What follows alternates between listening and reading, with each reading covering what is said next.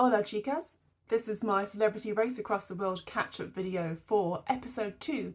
If you've not seen episode 2 yet, go away, have a look on iPlayer, catch up and come back to me here. This week there's ominous warnings on the cards, very literally. How much trouble can a couple of tiny countries be? This is paradise, right? The celebrities versus Guatemala and some shocking rule changes. How can this be fair? So, the next checkpoint is El Zonte in El Salvador, a surfing mecca apparently famous for being a Bitcoin early adopter. The routes available are via Belize, Guatemala or Honduras. Now, for safety reasons, travel after dark is not allowed on this leg due to the increased chance of kidnapping, trafficking and crime at night. It's quite shocking, but not the first time this series has had issues like this. There was an uprising in a country in South America, I think, so they basically had to stop the race entirely, fly across the country and start again somewhere safer. 1 million travel points, if you can remember which series that was, because I cannot. So we start with the goddess Ishkakau ceremony, something you could easily be quite cynical about, something that somebody would tell you about after their gap year. But this is a moment for them to open up. Dylan and Jackie tell us about James, Dylan's brother, who died by suicide aged 20 when Dylan himself was just 16. Dylan says he was my hero. Big Boys hits even harder now. If you've not seen that stunning sitcom, get Channel 4 on now and watch the lot. It is so funny and it's disgustingly rude, but it shows how beautiful male friendships can be and how important. Guatemala is in chaos with road closures due to protests about proposed legislation around vehicle insurance. Anita and Bal have to get off their bus due to a blockade in the pouring rain. This is the most direct route on the map, so other teams are likely to follow it as well. Without knowing what sort of mess they've avoided, Molly and Tyler want to go to Belize because they want some Caribbean home cooking. Hopkins Beach looks absolutely incredible. It's like a classic beach hut restaurant, entirely surrounded by palm trees and golden sands and blue seas. It's got a very diverse mixed society and is the only country there in Central America that speaks mainly English. They both talk about growing up mixed race in the UK. Molly is particularly eloquent about how she was never white enough, never black enough to fit in, but she sees it as a strength now. Dylan and Jackie, God love them, are 30 hours behind the leaders and spent 25% of their entire budget on the first leg with their fast trains. I love them both so much, but this is a terrible way to play the game. They want to do a homestay. God love them, they need that too, because they need somewhere to raise some money to earn their keep, and also a homestay means that you don't have to pay for the hotel that night. I do love the fact that they are finally on a coach, but is that just because expensive fast trains weren't available? They do a little bit of work at a cacao farm in Honduras. I love watching Jackie getting cheeky. She goes, "Do you think we can get fired and just get on with the race?" No, she can't even get fired. Roman and Harley have an eco stay in a jungle lodge where they do a bit of sweeping the path. It didn't look like particularly hard work. Harley says that she wants to be known for someone who works hard and she wants to get out of the shadow of her famous parents that way. It's pretty hard to have much sympathy for Nepo babies, but as brother and sister they do seem to have a lovely bond. So, this is the really strange part of the episode. We get to the point about halfway through where two teams, Anita and Bal, who are way out in front, and Roman and Harley, get stuck in Guatemala during 3 days of quite serious protests. All major highways are blocked and there are violent clashes in the cities.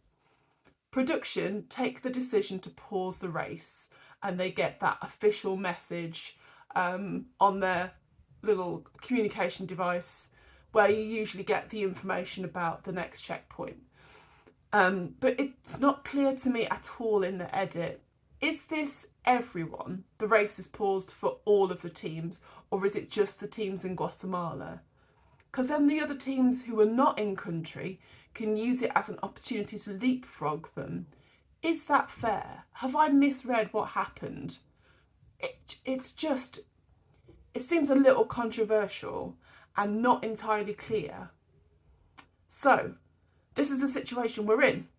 The government finally backs down on this proposed piece of legislation, and the protests are officially over. Hooray! We can move on through the country. Anita and Bal spend big on a taxi to avoid the capital city, which actually makes perfect sense at this point. That's what the money is for, to get you out of situations like that.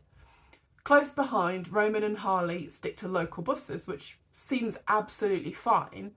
So many local people are on those buses too, but it looks like the blockades are not actually removed.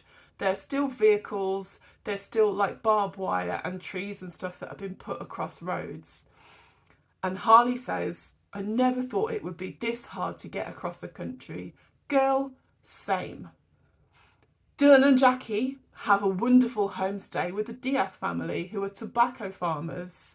And it's quite clear that Dylan has a bit of a crush on their lovely daughter. He says himself he's so shy and he's very single.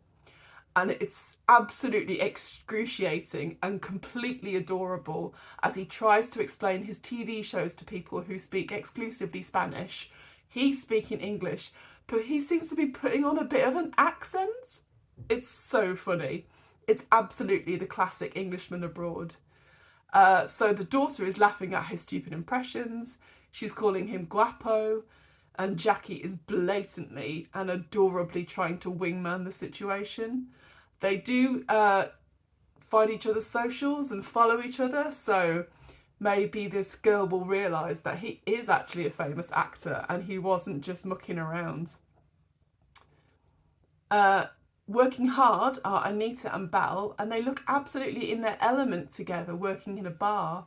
And it turns out that Bal did bar work to support his family when they lost their business in the rag trade. He was declared bankrupt and they lost their house. There's enormous resilience here, and these two are not going to be scared of hard work. Antigua, not that one, looks amazing. Colonial architecture and a very active volcano. So Roman and Harley are there in high season, which obviously means higher priced hotels. And then they go on a 4-hour search for a cheap enough place to stay one night. Basically, they end up stressing out over what amounts to £5 sterling. It's always time versus money in this game.